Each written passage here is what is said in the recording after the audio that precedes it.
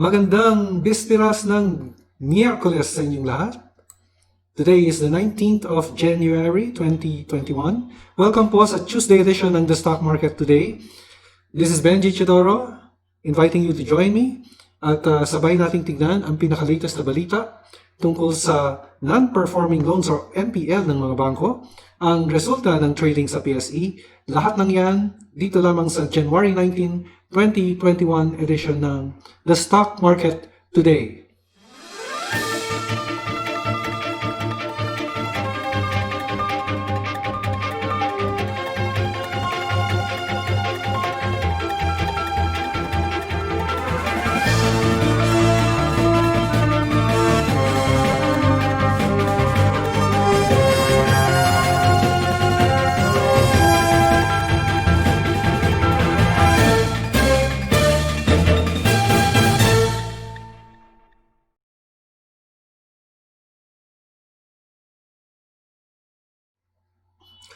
Umpisa na po natin. Ang PSEI lost to 4.99 points or 0.07%, still moving sideways. And it is just within the support level of 7,200. And it opened down at 71.58, but closed at 71.98, still below the closing price of the previous day. So that's a sideways movement. If we'll take a look at the market summary, 115 companies declined, 114 advanced, while 44 remained unchanged. As for the most active stocks, second liners dominated today's trading. This was led by APL, AR, MRC, PHA, and PSE. We will be reviewing those stocks, and we will be including Vito, ABA, BDO, BPI, and OPM. So we will be reviewing a total of 10 stocks. Of the 10 stocks, only 2 are index stocks, BDO and BPI. Actually, kasama si Ali, but we will not be reviewing Ali. So 3 out of the 10 are index stocks, meaning 7 out of 10 are second liners or non-index stocks. Let's start. By the way, we have news on BDO and BPI, and we will be discussing that later as we review BDO and BPI. Okay, so now let's start with APL. Okay, APL, from yesterday, it had a profit taking, but the breakout continued today, and there is volume. Now, the stock gained 19.67% rather, or 0.06 points. Pero because it's just in centavos, 6 centavos is already 19 or almost 20%. So if we take a look dito sa stock na ito, let's take a look if there is a historical high. Wala, this is the highest that it had so far. And so if we take a look, I would say that the I cannot say where the resistance is because this is just one candlestick of data, which is not that reliable. But what I can say is the support is at 28.83 or within that area. So let's put up our indicators. Our indicators are pointing upwards, meaning this is the stock is still bullish and may still go up in the following days. So normally when we talk of a breakout, the next day would also show an upward trend, but it can also mean that pwedeng mag-consolidate muna. So pwedeng mag-consolidate muna ito bago umakyat or tumuloy yung upward trend if the volume will permit. So katulad na nangyari dito noong January 14, after the breakout on January 14 or January 11 rather, nagkaroon ng 2 red candlesticks, nagkaroon ng recovery, then nagkaroon ng 2 days na consolidation before it broke out again. So baka ganun ang maging pattern dito sa APL. According to brokers, this is just market sentiment, no? Because right now, the preference are second liners. At wala naman tayong news on these stocks that would drive the stocks higher. So it's just probably market sentiment that is pulling these stocks higher. Okay, let's take a look at AR. Okay, AR. Sunod-sunod ang surge nito, no? Kasi after being dormant for some time, and in fact, it was dormant for a long, long time. Since 2019, I suppose. Yes, 2019. So slightly moving almost horizontal. Kung titignan niyo yung ating indicators, yung 20-day exponential, 50 and 100 days, ayan, pantay-pantay lang siya. Kung mas pronounced yan sa Bollinger Band. So kung makita yung Bollinger Band, talagang very thin yung kanyang lines, no? Yung kanyang volatility, halos walang volatility except for a few, no? For a few here. So dito nagkaroon lang ng aberration, no? But it has been dormant for a long, long, long time. Not really dormant, but the price movement, the volatility is very thin. Okay, let's take a look at the 1 week. Let's put up our indicators, okay? So in the 1 week chart, you will find out that the highest level that it achieved was here at November 3, 2014. Right now, the price broke that level. So, yan yung level niya, no? 0.0098 centavos. So, ibalik natin yung daily. That broke that level today, no? That resistance level. And therefore, that resistance level is now our support. Pero that's 2014 pa, no? I would place the support here at the EMA 20. EMA 20 is 0043. So, napaka baba ng kanyang support. Kasi 2014 is quite a long, long time ago. I would place the support level at the EMA 20. So, in the meantime, the stock is very bullish. If the volume will hold in the coming days, actually, maganda yung volume niya. And red, solid green candlestick rather to. Ngayon, meron siyang reply to the unusual price movement. Tingnan natin kung merong additional data si AR, ABRA. Okay, let's see. Response to CMIC letter. Wala siyang detalye dito. So, hindi natin alam kung ano yung kanyang response.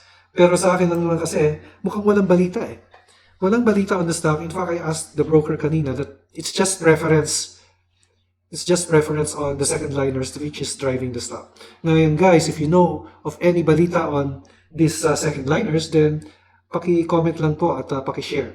Kasi ako po walang balita except that it's just market sentiment. Okay? Okay, AR then MRC. Okay, MRC. Oops, breakout din to. There's volume and solid green candlestick, 0.88. 0.12 yung kanyang gain today or 15.79%. Okay, so 12.12 points is medyo malaki na kung centavos lang yung pinag-uusapan natin. And if you'll take a look at our indicators, pataas siya. And I would place our support at EMA 20 also at 0.68. No, that is our support level. And since this is the highest level in a long while, I would say that I could place a resistance. Let's take a look if there is a historical for MRC. Meron siyang historical sa MRC which is March 2018, wherein it reached a level of 94 centavos.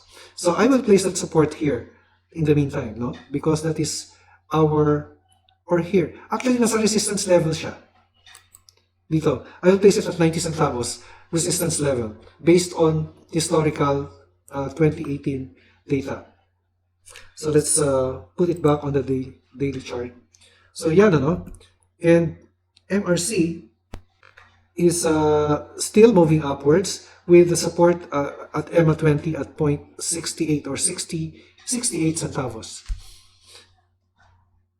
And there is volume. So in the following days, if the volume will hold, no, if there is volume, then pwede pang tumaas yung ating stock. In the meantime, yan yung support, resistance and support levels natin. And if you take a look, tingnan mo yung lines natin sa indicators, no? Straight, no? Pataas.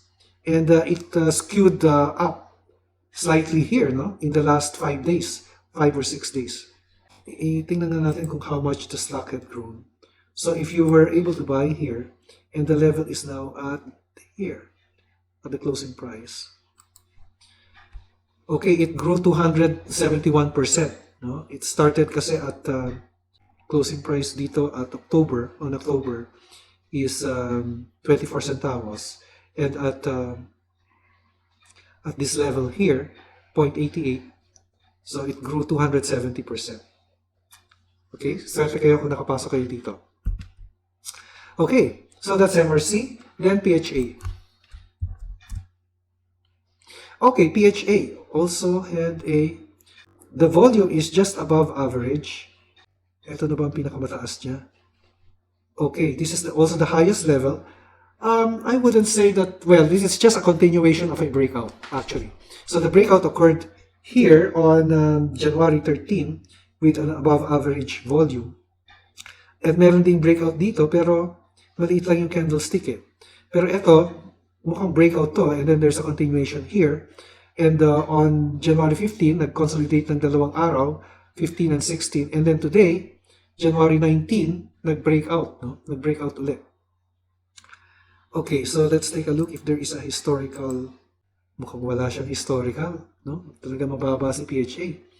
Mababa lang yung kanyang stock. And it reached new highs when there was a backdoor listing. So I would say that the nearest support would be, again, EMA 20, no? Exponential moving average 20 days at 1.92. That is our support. Yung resistance natin, I cannot say because this is just one data, just one candlestick. Okay, but the support is, let's take the EMA 20 as our support. Okay, and then let's take a look at BSC. BSC, mukhang nag-profit taking si BSC. Okay, after 2 days of surging upwards, nag-profit taking si BSC. And what we have here is a hanging man. So that's what you call the candlestick, no? A hanging man. Kasi para siyang taong nakabitin sa lubid, ano? Yan. Pagka nakita natin yung candlestick na yun, pwede yung sign of reversal. And that sign of reversal can be confirmed with another red candlestick na mas mababang closing price. So, yan yung sign of reversal. However, if you see a red or green candlestick, nakapantay lang ng candlestick na ito, nagko-consolidate lang yung stock. Pero yung sign of reversal na sinasabi ko is a red candlestick na ang closing price ay mas mababa than the previous day's closing price. So, ang pwede mangyari dito, maaaring nagpapahinga lang yung stock, nagko-consolidate before it can move higher, or magkaroon ng isang red candlestick na nagbago na yung kanyang trend. In the meantime, I would again say that the support of BSC is at 77 centavos. Okay, let's take the EMA 20. Ito siya, 77. Based on our indicators, however, and based on EMA 20, EMA 50, and EMA 100, the stock continues to move higher, and there is that possibility if the volume of the following days would hold and we would see green candlesticks. Okay? Again, meron siyang reply to unusual price movement. Tingnan natin kung meron siyang. Wala rin siyang detalye dito. So it's just market sentiment probably on the other stocks as well that is driving such unusual price movements on these stocks. Okay, dito. Mas interesado ako kay dito doon sa kanyang audit eh. So ngayon, nagko-consolidate lang siya, no? And it had a larger red candlestick now than the previous day. However, this is still support. And still, I would say moving sideways since the price closed still above our short-term 20-day exponential moving average. So ang ating support, I would place it at the exponential moving average 20 days at 10.96. Now, guys, if I talk about prices or points on support and resistance, they are not actually exact prices or points, but they are areas. So, maaaring hindi yan eksakto yung support na yan. It is just an area. It is an area, actually. So, ang resistance niya ngayon, nandito. Nasa 10.14. Okay, after dito, let's take a look at ABA.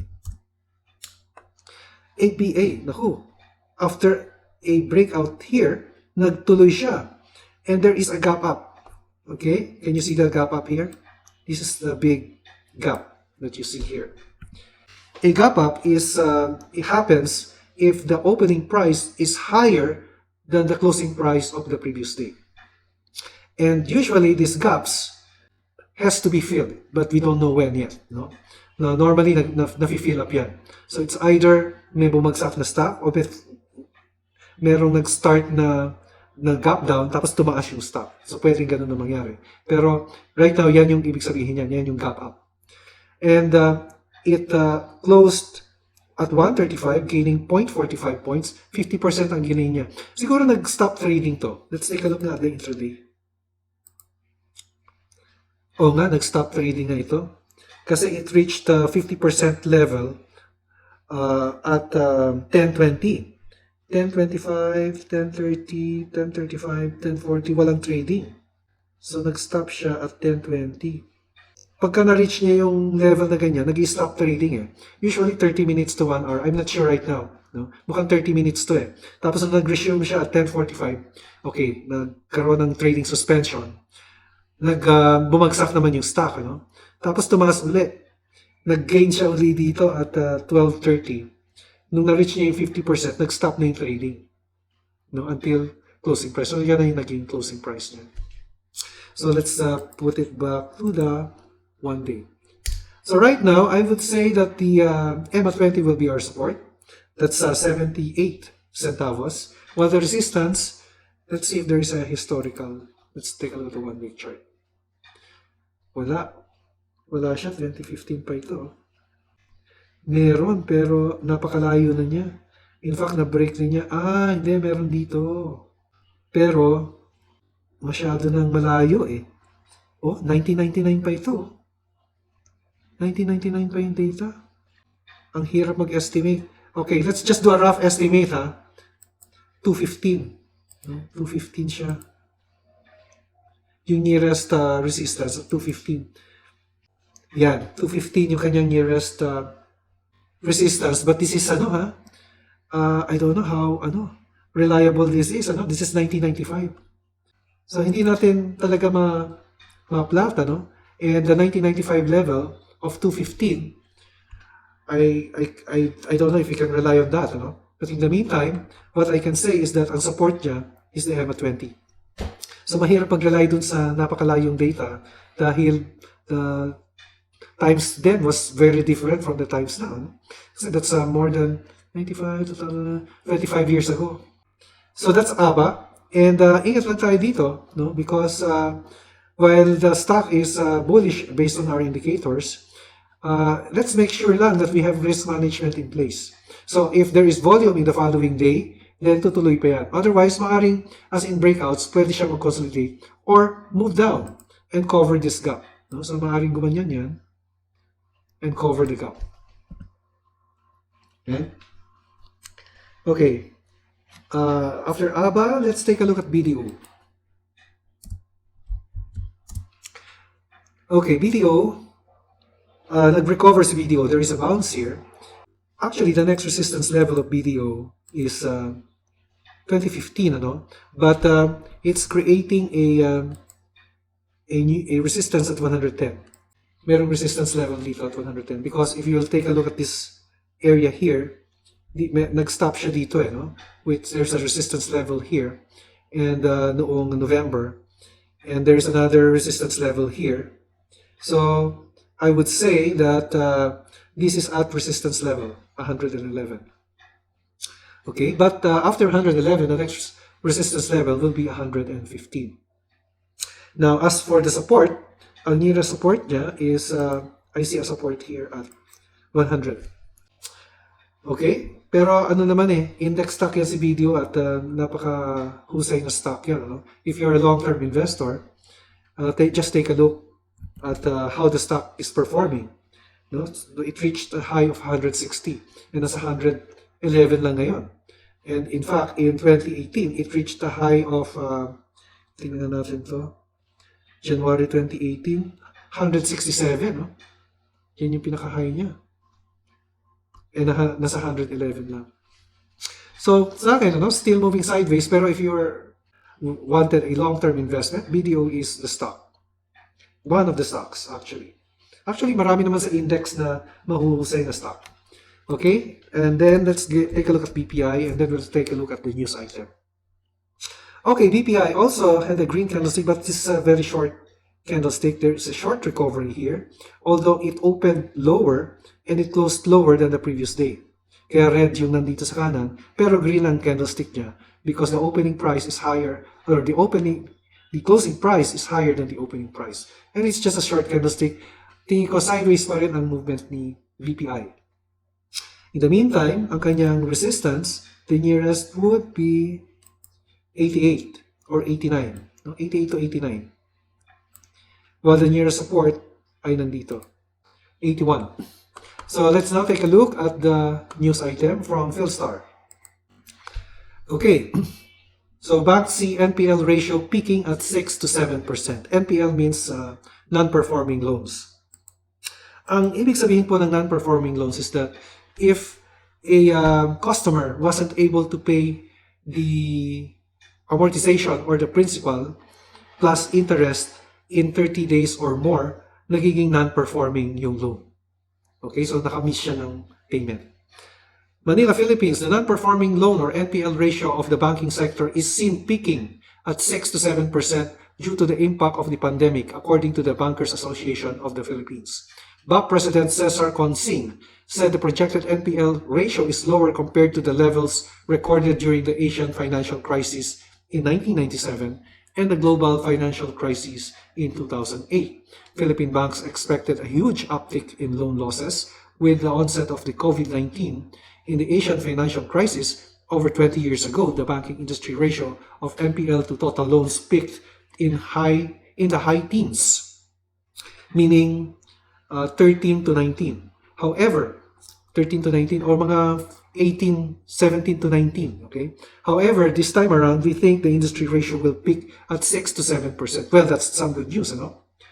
The latest data from the BSP showed that the industry gross NPL ratio rose 3.81% in end November last year from 3.32% in October. Bad debts refer to past due loan accounts where the principal or interest is unpaid for 30 days or more after due date. So yun yung ina-explain ko kanina on NPL.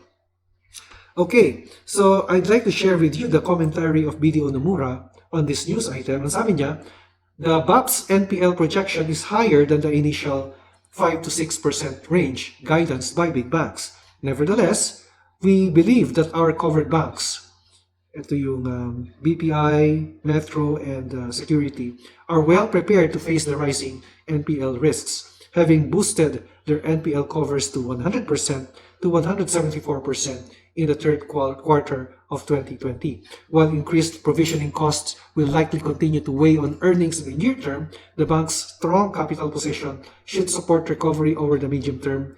Moreover, the anticipated passage of the FIST bill into law should also help the banks better manage their NPLs and refocus their lending activities to support economic recovery. We remain constructive on banks and have a buy ratings on BPI and Metro, while we are neutral on SECB. Okay, so buy siya kay BPI and Metro, neutral on SECB. Ngayon, pwede niyong paniwalaan si Nomura, pwede rin hindi. Now, I would strongly suggest that you do your research before buying into the stocks, no, and recommendations of the brokerage firms. Okay? So, tingnan natin ano bang target price ni Nomura sa BPI at Metrobank. Sa BPI, ang target price niya is 89. And the price of BPI now is at, magkano ba? 84.50. So, malapit lang. Maliit lang yung upside niya. Ang Metrobank, ang target price niya is 53. So, ang Metrobank, silipin na natin si Metro. MBP, 53 ang target price niya dito. Okay, nasa 48. So, malapit na siya. Malapit niya ma-reach yung target price. Okay, so that's it for BPI. Then after that, let's take a look at OPM. Naku, tingnan mo yan, breakout ulito sa OPM. And tingnan natin, I was looking earlier at the company announcement at the PSE Edge. Merong reply to unusual price movement si OPM pero hindi ko makita eh. Ayan, no, wala siyang detalye. So nagtanong din yung CMIC, yung Capital Markets Regulator, on the unusual price movement.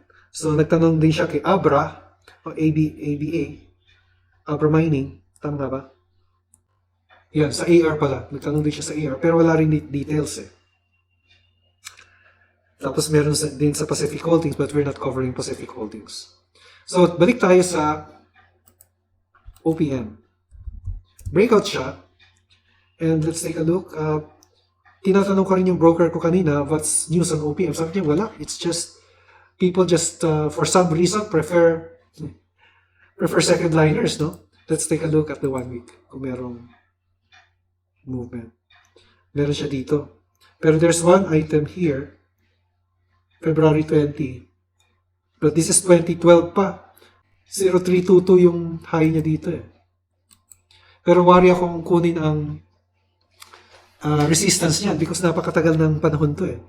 So pwede nating siguro for educational purposes, ano?